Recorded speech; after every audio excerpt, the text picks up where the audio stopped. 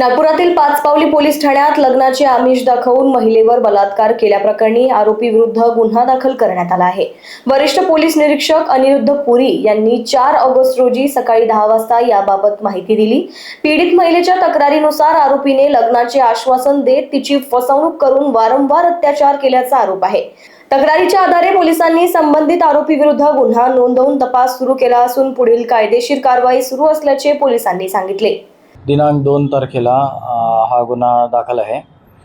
फिर्यादी जे आहे ते पाचपावली हद्दीत राहणारे आहेत आणि जे कबाड विक्री करता त्या गेल्या होत्या त्या दरम्यान त्यांची आरोपीशी ओळख झाली आणि त्यानंतर त्यांच्यात प्रेमसंबंध निर्माण झाले आणि आरोपीने फिर्यादी यांना लग्नाचे आमिष दाखवले आणि शारीरिक संबंध प्रस्थापित केले आणि त्यानंतर आता फिर्यादीने विचारणा केली असता त्यांनी लग्नास नकार दिला। तर फिर्यादी यांच्या तक्रारीवरून गुन्हा दाखल करण्यात आलेला आहे आणि तपास सुरू आहे। लोकवाहिनी मीडियासाठी विशाल बंबडवार यांची रिपोर्ट, नागपूर।